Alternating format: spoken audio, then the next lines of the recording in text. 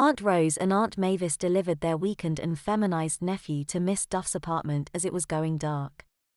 She met them on the porch and relieved them of Jamie, assuring them that he would be deeply humiliated and chastened during his overnight stay with her. "It is my intention to take advantage of your babifying preparations," she said, slipping the bright red lightweight lady's mackintosh from his shoulders and fluffing out the hem of his skirt and the lacy edging of his petticoat. "He will most definitely wish he had never displayed those transvestite tendencies that persuaded you both to sissify him ever since. We have complete confidence in your desire to shame him and develop deeper urges in him to dress in petticoats and panties," said Aunt Mavis.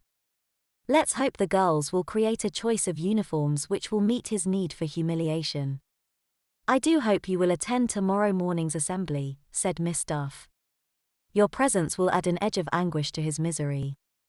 Jamie's heart dropped on hearing this, and missed a few beats when his aunts accepted with delight and promised to be in school, where they would be welcomed at 9 o'clock.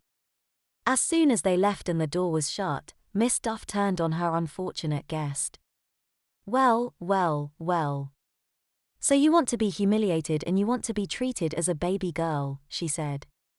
Jamie's toes squeezed together, as did his stockinged knees, and he gave a nervous little nod. "Yes please, miss. Well, I have a rather special baby meal to feed you, my boy, for which you will be fastened into your high chair, so I shall have to dress you in a suitable girlish costume, won't I?" She took Jamie by the hand and led him into her bedroom, where his scalp ran cold with shock at what he saw. On all sides of the room were ruffled and lace-covered dresses, hanging from the picture rail and from every door and mirror and piece of furniture.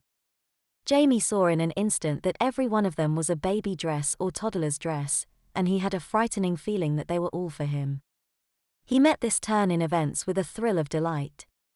As he was led to the bed, a divine dress of pale pink silk crepe shone beneath the ceiling light, with a deeply ruffled hem round the skirt and a wide Peter Pan collar with lace round the edge and embroidered into the wings of the collar.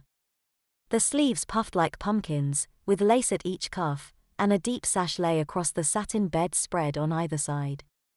Arranged at the hem of the dress lay a matching pair of baby bloomers, trimmed prettily with the same pink lace, while above the neck of the dress lay a lavish baby bonnet laid on its side, with pink ribbons spreading away from its ruffled front edge.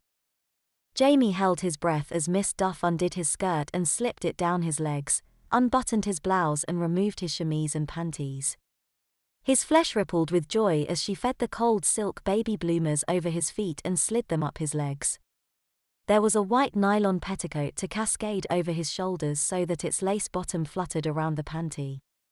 He lifted his arms to slot them into each sleeve above his head, and the divine dress with its pink satin lining slid over his petticoat, caressing it in liquid feelings of feminine smoothness. "Hand in here," she ordered, and Jamie found each hand encased in deep mittens of pink silk to match his dress and panties. He had never felt so babyish as when his mittens were being buttoned between ruffles of lace along the back of each wrist. She put him into booties too, which fastened down the front of each foot in a line of pearled pink buttons surrounded with lace.